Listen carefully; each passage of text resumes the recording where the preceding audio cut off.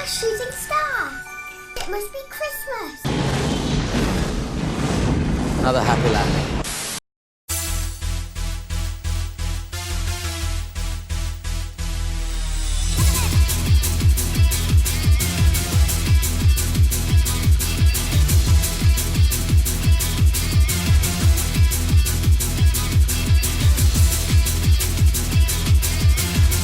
Right, so the Sega Saturn actually had some really good exclusive racing games. Let's take a look at them now.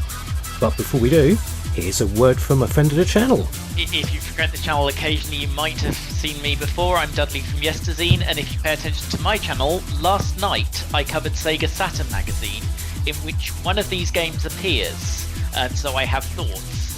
And also, a game appeared that isn't one of these games, and I will also have thoughts.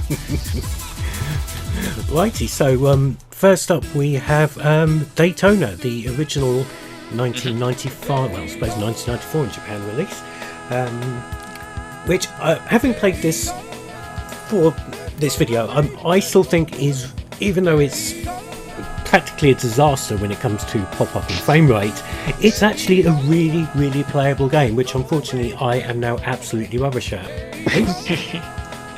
I mean, that's fair. I mean, for those who don't know, we'll look at it quickly later, they had 2 attempts at putting Daytona USA on the Saturn, much like they did with Virtua Fighter, mainly because technically this one does struggle. Although, this is the version I didn't have. I only had the fancier version. I bought that very recently when it was pointed out by you and Sega Lord X that actually this one is more like the arcade. Yeah, and definitely. Yeah. Absolutely, this is the better game than the other one. Easily. I hadn't realised at all. But actually, swapping back and forth between them, as I did quite a lot this week, I don't think this is that bad, technically. No, I mean, the draw distance gets a lot of stick, but yeah, considering it's a release game, and as we all know in this day and age, release games, yeah.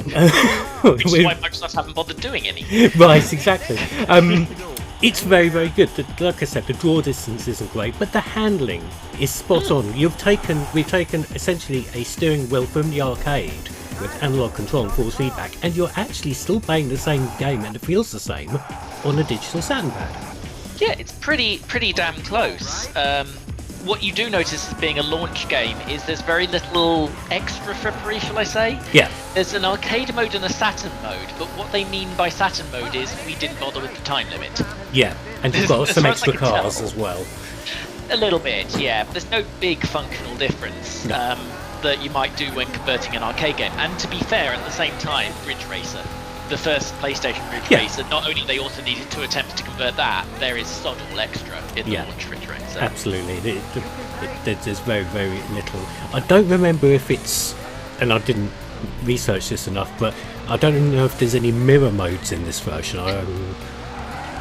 Not by the count. It might be unlockable by being competent and, how they're going to live up to. Yeah, but, so. Yeah, technically I think it's not bad enough even now to take you out of it. No. I mean, if I put the arcade mode game up, I'd probably start crying, or even the excellent recent Xbox one. Yes. But it's not. Even if you're used to Championship Circuit Edition, it's worth getting this. And this one's not too expensive. I paid 15 quid at CEX, and that's with CEX tax being CEX, so you could probably do better elsewhere. And that's worth it. I found the handling tricky on digital on the street circuits, on the curvy circuits as opposed to the oval. Seaside's the third circuit, whatever it's called, Seaside something. That's a very, very big ask to complete that without completely trashing the car on the digital pad. That's for sure. And they were kind of rookies at it. I actually do have an arcade wheel, and this is one of the games I did try with it. It is a decent amount better, actually. The Saturn Arcade wheel doesn't have a lot of travel. If you've got a modern PC steering wheel, you're used to like 1,080 degrees, like 3 complete turns. Yeah. No, it does about 90 degrees, but it's kind of enough just to smooth those things out. The oval becomes an absolute joy because, well, it's an oval, but being able to turn slightly. If it had supported the 3D pad, which of course didn't exist, you'd probably have just as good a time. Yeah, definitely. Going back to what you said about the 360 version, it's a testament to how good the controls are on this, that when I played the 360 version fairly recently as well, the muscle memory from the Saturn version kicks back in. Oh, sweet. Because I've reinstalled it on my Xbox One, and actually, by the way, it does work perfectly on the Series Xbox consoles as well, so that's lovely. I haven't got around to trying it again yet, but it is a game I noticed I had 100%ed in terms of achievement points, so obviously it can't be that bad. No, I've done the same, yes. One thing I do like about this, and you probably be able to pull it out of your capture, is when they spell out game over, they apparently don't know how to pronounce V or E. Gameover. Yeah.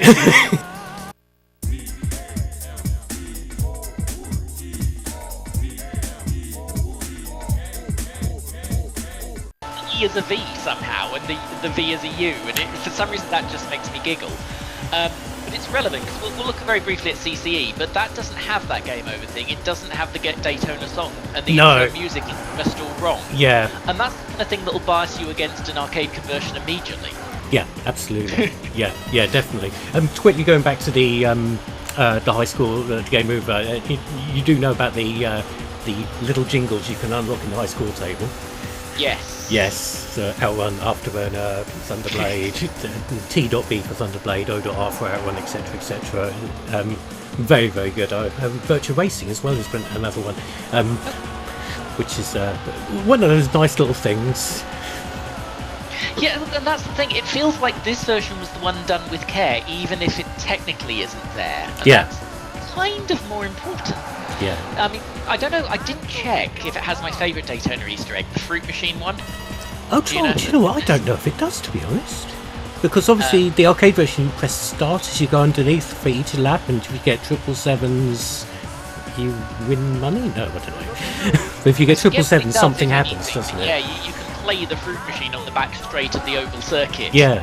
And it's in a lot of the home versions. I'm almost certain it's in the Xbox one, but I can't remember if it's made in the Saturn one. But yeah. Also, I can't remember if you can unlock the horse on this version, or was that Daytona CE? I can't remember. Now you're asking. Yeah. No, I remember. Right, so we've saying that the Daytona USA, the original release for Saturn, is an all-round diamond in the rough, so to say. So let's move along to CE. Yes. Now, immediately, my problem with CE is initially, what you noticed on before, the presentation is so not Daytona. Yeah. The music is wrong. It looks duller compared to the original. I mean, even that the fonts used in it, and the option screen, it's all very not Sega. It almost looks like It looks like they farmed it out to Spidersoft, doesn't it? Right, yeah, exactly. Yeah. Which I don't think they did. I think it might have been AM Annex, but it was someone Sega related who did the work for CE. But so I don't know what happened there, but yeah, the music's wrong, the game over's wrong, the intro's wrong. It's just none of the presentation is there. No, it's less blue skies, more like dull game. And it's got a bit more draw distance, but actually by today's standards, you're comparing, bad and quite bad, and you might as well stick with bad. Exactly. I can imagine when you were used to shitty draw distances, getting like 10% better would have been really good at that point. Yeah. But now, they're so close together that just don't. Well, looking back at the footage, the draw distance is still pretty ropey, and I reckon the car models don't look as good either. And that's because it's the wrong car model for a start. Well, yeah, for a starter, it's not the same car model. It's a more generic NASCAR stock car sort of thing. And one thing I've just noticed looking at the footage, when you try and go into a spin, the camera moves with almost like the roof of the car, so you don't get that slide out sort of feeling that you got with the original Daytona, because the camera is so rigid on the roof of the car, and that completely kills some of the way you expect it to handle as well. That might be. I mean, people thought this handled differently, and it does to a degree. But I think it might be things like that. that changed the feel, that caused people in their brain to exaggerate just how different it is. I think that's pretty much spot on. There was something I wrote down, which is going to really only land with a subset of the audience. But I wrote like it's having the 3DO and PlayStation versions of Need for Speed on the same machine. Yes, that's probably a pretty good analogy, that is, isn't it? Because they are different games. The original Need for Speed is on 3DO, and it's a little more simmy. It's certainly more well put together. And then the PlayStation versions are very much more arcade and sort of cartoonified. Yeah. And while there isn't the draw difference comparison and so forth, it kind of feels like that. It's that someone tried to make a less depthy version of what is already an arcade machine, and they shouldn't. I didn't bother trying the wheel with this because I don't want to ruin the first one for me anymore, to be honest. I kind of don't need to play CCE again. And unless you're a completist, spend your 15 quid on getting a good copy of the first one, trophy or not. Yeah. Unfortunately. Definitely. The only thing that CE does bring to the table, which is welcome, is a couple of extra tracks.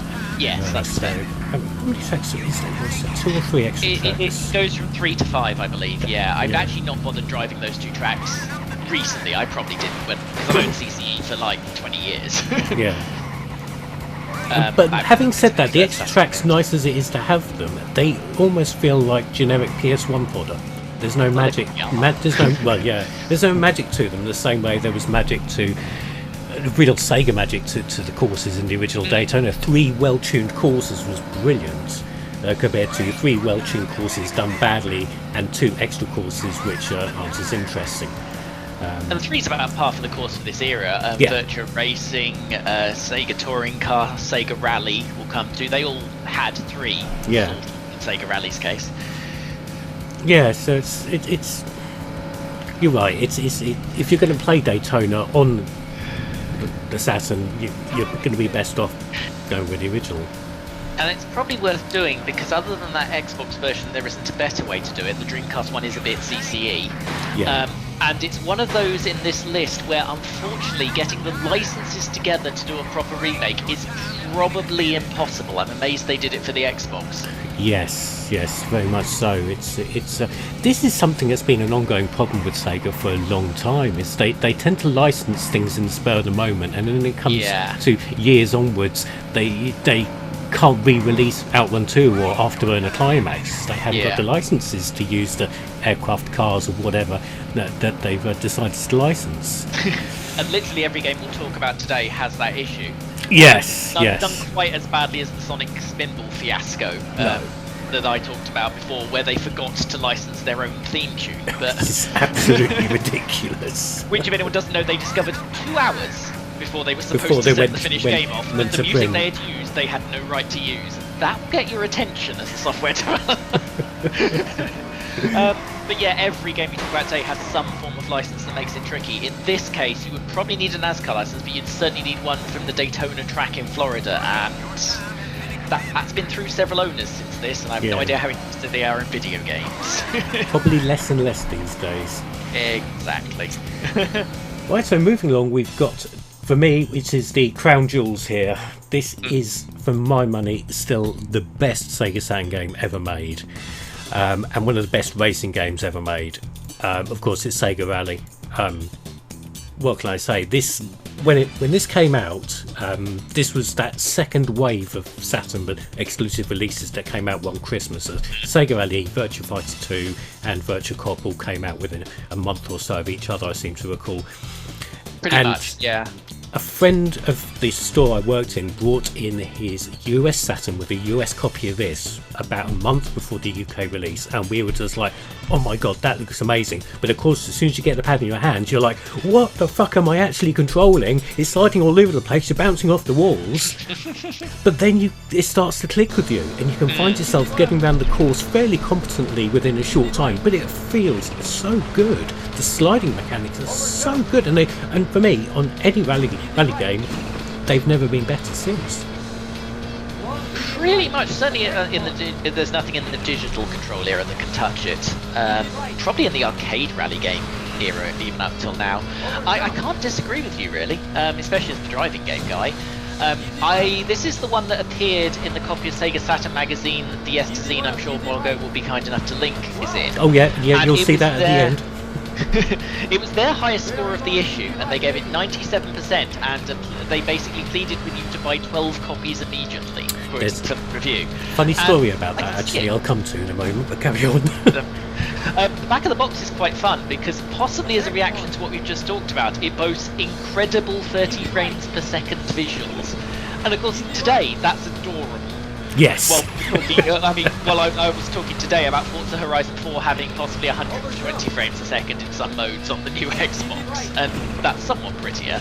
But it makes a difference because neither version of Daytona is 30 frames a second. No, it's not. And this actually doesn't sacrifice a lot in the draw distance to do it. No. It's very cleverly designed tracks to help out with that, I'd say. They have the advantage that the tracks help them a bit. There's not very many long straight areas, and certainly not one where there are going to be large buildings popping into frame, which certainly some of these other ones, Manx TT has that from, because they're using partially the real scenery. Real courses, A town is a town, you can't really hide buildings, whereas rallies very nicely often take place in the country. But even so, they developed this without, because it was all so urgent and Sega panicked with the transition to the Saturn doing any 3D really. They developed it without all the helper stuff that Sega was supposed to supply, the middleware. So this is all from scratch, the work of AM2 and the... did not know. That's very impressive then. Yeah. And I suppose in that way they weren't constrained by the help, the pre-made libraries and whenever Indeed, they weren't going with one size fits all. But today, when everything, you just grab the Unreal Engine and get started. Yeah. And all of them was done for you. For Sega Rally on Saturn, nothing was done for them. And actually, there's a couple of famous people that were involved in this, as you know. The arcade was Kenji Sasaki, who actually worked on Ridge Racer and then defected to Sega because he wanted to make something different. And so he suggested Rally, because the Japanese didn't really know Rally that well at that point. And both the arcade and home ports were Tetsuya Mitsuguchi. Yeah. Which, for those who don't know, Res, Tetris Effect, Lumines. So, he's gone on to do some stuff. And Child of Eden. Indeed. Everything by Q's Entertainment and Enhance. Yes. The two companies he founded after leaving Sega. And unusually for him, his games, he had a hand in Sega Touring Car, which we'll get to. Yeah. His musical tastes are very much dance-based, obviously from Lumines, Res. Other games, yeah. But unusually, the music is one of Sega Rally's more unusual traits. Yeah. It's a very sort of like a funky acid jazz sort of thing going on, which I absolutely love. Especially given the short dev period for this game, I don't know how they did it. Yes. And actually, it's worth mentioning the joke's on your friend with the American copy, because the it's UK inferior. copies are mixed. Yeah. Also, the US one is missing the replays. Am I right? I didn't know that, but certainly they enhanced it. Yeah. It might be missing entirely. And actually, the replay feature is one of the impressive parts of this, because some had replay features, but this one, when you get to the end, you play your entire run across all 3 stages. Yes. Which is actually pretty damn good for the time. Especially if you put it on 3 laps as well. Yeah. So you've got 3 laps per stage, and you've got the replay exactly as you played it, with different music for each stage. Yeah, it runs effectively the whole thing. But it's different music for the replay. It's not the music you're listening to while playing the game in the first place. It's got that much effort. And of course, then you've got the cool breeze, birds, clouds, relax and enjoy. Cool breeze, birds and clouds, relax and enjoy. And this was the third one where I used the wheel, and it's the game that's worth having the wheel for, as you might imagine. It's again, because of the short throw of the wheel. At first, you'll go straight back to smacking it into the sides with impunity, and there's some footage of me doing that in the Yesterzine episode. But once you get it, it's like getting it with the digital pad, but more so because wheel. Oh, good. If that makes any sense. And yeah, it's actually it's the wheel. Arcade wheel is not an expensive thing to get, and for this game, it's worth it. And I don't think this hasn't come around again much in its original form as a conversion to newer No, systems, has it? no, it hasn't. The last time you saw a conversion of this, bar the there was a PC Windows 95 version, Yes. which is a conversion of the Saturn version. Then you've got the PS2 version, which is of the arcade game rather than the Saturn version. Yeah. So it's missing a lot of the extras and cartooning aspects and things like that. Yeah. Very bare bones. Still really playable, but a little disappointing on the options front. But yeah, since then, absolutely nothing. So this is definitely, if you're on the fence about buying this on the Saturn, why it is the finest Saturn game out there. I was just going to point out that you mentioned about the people getting it in the shops a while back. The pre-orders in our store, we had 100 pre-orders for it because we were pimping it on the back of playing that import copy. Of course. And actually, this works for you today because it's sold like filled hotcakes or something. Yeah. And so it's actually super common. Like even CX, I think, will charge you a £5 for a box copy, and you would be absolutely. I mean, that's £5 goes on the arcade machine. Exactly. Yeah. Even if you're paying the £2 shipping during lockdown because CX isn't open at the moment, just buy a copy of the bloody thing if you don't have it. It's absolutely. not even a debate. Yeah, definitely worth having. It's an iconic Saturn game. It is the best. I think it's the best game on the system. It's definitely reminded me of the best racer game on the system as well. Really epic stuff. Really do recommend it. Okay, so now we're going to move on to what I regard as the black sheep of the family. There is a pun You there. don't know which one you're going to name here, so that it could change how this conversation goes. Max TT Superbike. Okay. Well, I was saying it's a bit of a black sheep of the family because it's the only one on 2 wheels. Fair. And as a result, it handles a lot differently. Now, when this came out, I was like, oh, cool, another Sega racing game. I'm instantly looking forward to it because I have loved previous ones. I have loved the arcade version of this, and I initially didn't get on with it. And that stuck with me for a long, long time. Actually, until I recorded footage for this episode. And for some reason, the handling clicked. Yeah. For the first time in over 20 years, the handling actually clicked this time. And I had an absolute blast playing it. The only thing I'd say, it's only got 2 courses.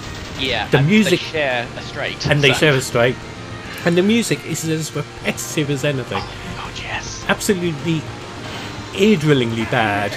You hear it the first time, you think, well, that's okay, but he just... Yeah.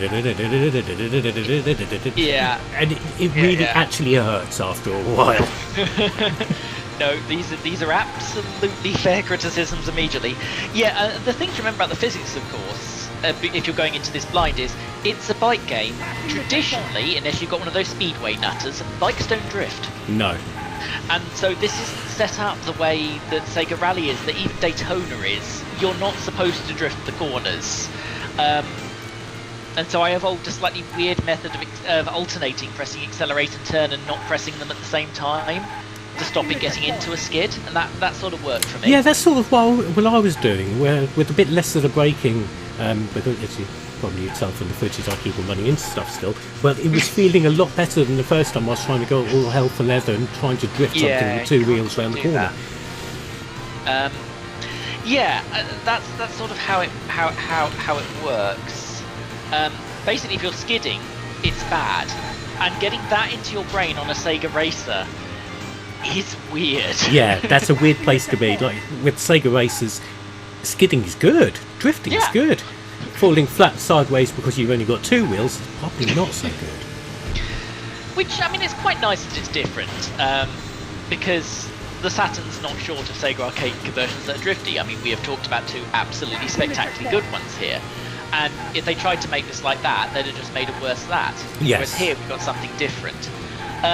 And I mentioned this right back in Daytona, but the scenery in Max TT is lovely. I know something of the real TT course, and you can recognise locations. I mean, they haven't tried to do the whole TT course. It's 30-something miles. Not back then, although modern games have done it and it's scary. But, you know, it's the blue sky, they've got the bit by the seaside. You'll remember the bits that run you through a town. Yeah. And actually, if you look at some onboard footage of the first minute or so of the TT course on YouTube, you're going to recognise bits of it. For the era, they've nailed it. Oh. And so actually, if you were a fan specifically of the TT races on the Isle of Man, which is what they mean by Manx, it's for that era, especially in the arcade with the standy-up bike, it would have been pretty damned impressive to you. Because you wouldn't have been able to play a game of that, because no one was doing 35 minutes long courses back then. You just couldn't do it. So in that respect, they've nailed it. But if you don't have the knowledge and of course the passage of time, some of that looks a lot less impressive. Well, I was thinking that there are some issues with the draw distance, as you mentioned, because you are going through bits of a town and some great sweeping hills and things. But technically, it's very good. It moves along. It's not quite as smooth as Sega Rally, but it moves along at a fair old pace, and the scenery is pretty well detailed. And it's probably good enough, because it's also not quite as quick as some of these other games. Again, because the bikes weren't. But yeah, you're right. I've got it specifically in my notes. I now notice I've got pop-up much worse CCE and Rally. And it is. But it's not bikes with car physics. They've had a go at doing the track. I think it does a lot.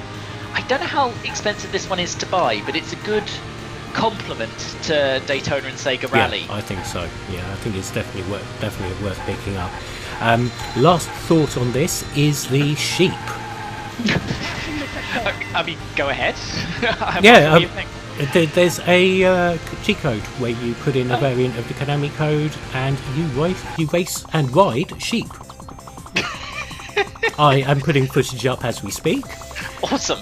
I didn't know this. Yeah, it was quite funny because it works on the arcade version as well. And I remember being at a pub with a mate, and one of those mates who's really into their arcade games, and he sat on the Manx TT bike. He put his coins in, and he wiggled the handlebars and pressed the accelerator and brake, and then the machine was stuck to sheep mode for the rest of the evening. Oh, it was this. Oh, sweet.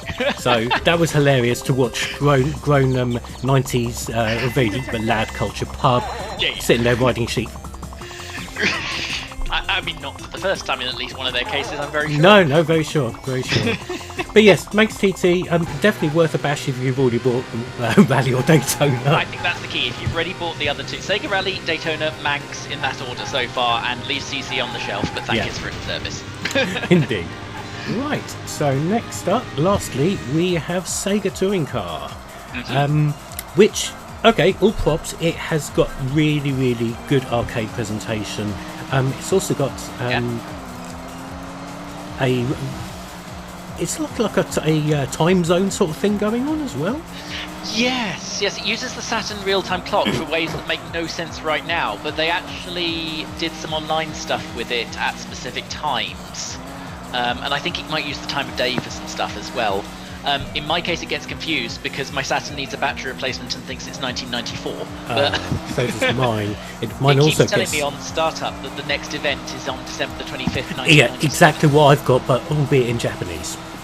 Oh, you've got an import copy, yeah. Oh, right, yeah, all mine are PAL, I should say. But yeah, this was the next big thing. I remember Sega Saturn magazine hyping this up as the return, the next Sega Rally game. You're going to love this. It's brilliant. By Tetsuya Miyaguchi's got his fingers in this as well. It's going to be really, really good. And I was really looking forward to it. And what came out was initially, and I'm going to hang on to initially for a while, a completely unplayable Twitch fest. Yeah.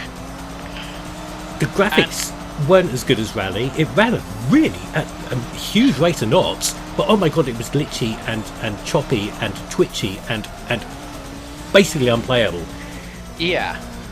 And actually at this point it's probably worth mentioning the thing I discovered that I thought was I played this initially on a big TV via a scan converter, and I thought the scan converter was doing dodginess. I've since plugged it into a perfectly normal TV via SCART and it still happens. And actually CCE does it to a degree as well. It's not an inconsistent frame rate as such, but the game itself speeds up and slows down a bit when Yes. things get busy. So you'll come out to a corner, the game slows down a bit, and you're just setting yourself up to a corner, and it catapults you into the wall at the end. Absolutely. This is the main problem here, and you couple that with the twitchy controls with Really are in digital, especially. and also the car appears to have magnets on either side, which attracts it to grass. It's really hard to stay on the concrete. It wants to go on the grass all the time. But having said that, again, I managed to click with the handling in the end, to the point where I actually managed to finish all 3 races in second. I close. Which I surprised myself. So I actually had a lot of fun playing this for capturing the footage for this. And those circuits have grass, because this is based actually on the German Touring Car Championship of 1995. Yeah. 3 of the cars are from that. The Supra is in there because Sega wanted a Japanese car. Yes. But the other 3 were the 3 cars that raced that, and they actually came to Britain despite being the German Touring Car Championship. So I've actually seen these cars race in Britain. Oh, excellent. The Mercedes was super dominant, and the game sort of hides that.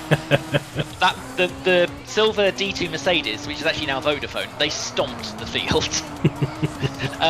And so again, licensing hell, unfortunately. Yes. Which is a shame, because this is the one that so sorely needs a conversion now, I think.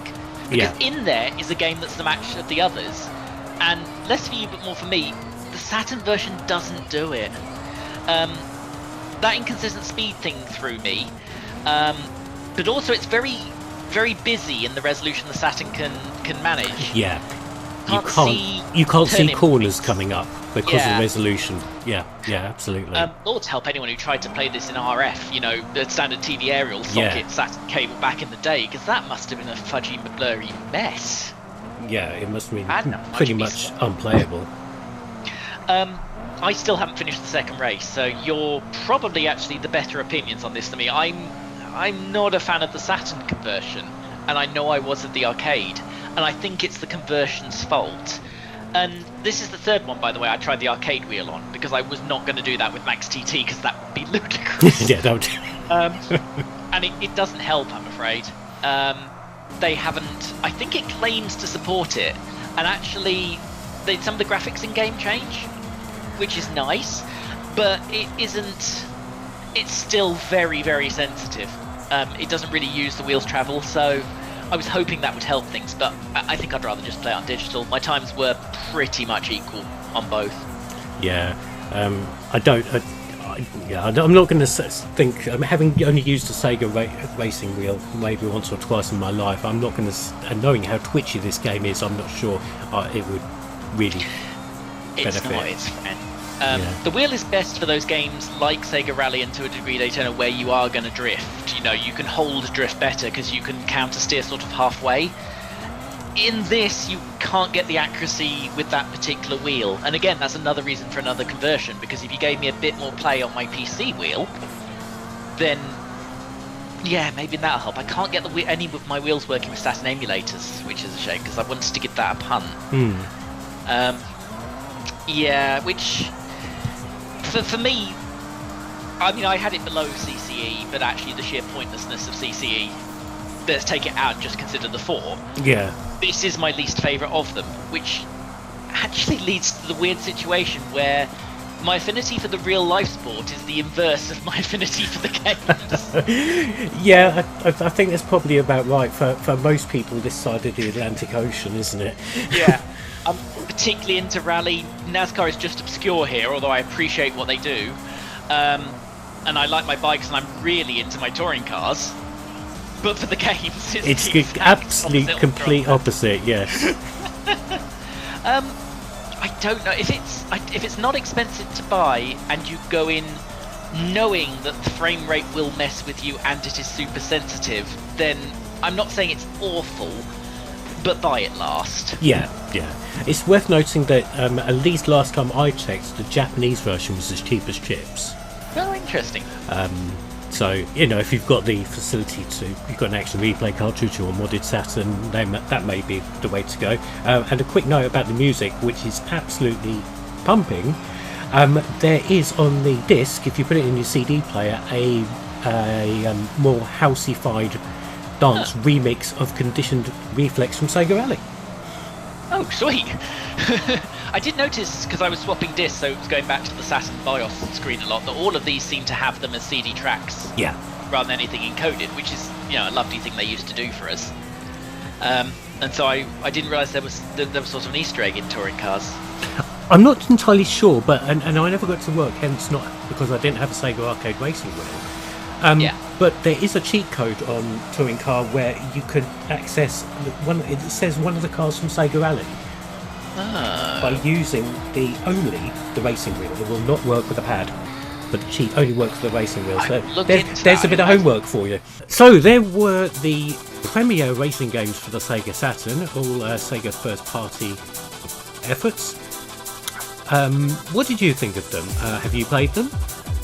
Were they worth playing back then? Are they worth playing now? Comment below. Thank you to Dudley for joining me again. And I'm going to pimp the Yesterzine episode, which, if you're looking on the channel, is called Tim Henman's Virtual Fist Bump. It makes sense in context, because there's one other game that you should consider if you're interested in these four that's included in that, and that's the Saturn conversion of Virtua Racing, which has a bad reputation, but if you will allow me 10 minutes in the middle of an episode, I can probably convince you is possibly one of only two conversions of it still worth playing today. Ah, good. Yeah, there'll be a link to that episode of Yesterzine, probably up the screen somewhere here. Not that you can see where my fingers are, but yes, it'll be somewhere here. But yes, thank you for joining me, Dudley. This has been a blast, and you were probably the best qualified person for this particular job. What, did the obscure serious facts give that one away? Yeah, definitely. Thanks, man. Thanks for watching. Bye-bye. Yeah, subscribe or naff off.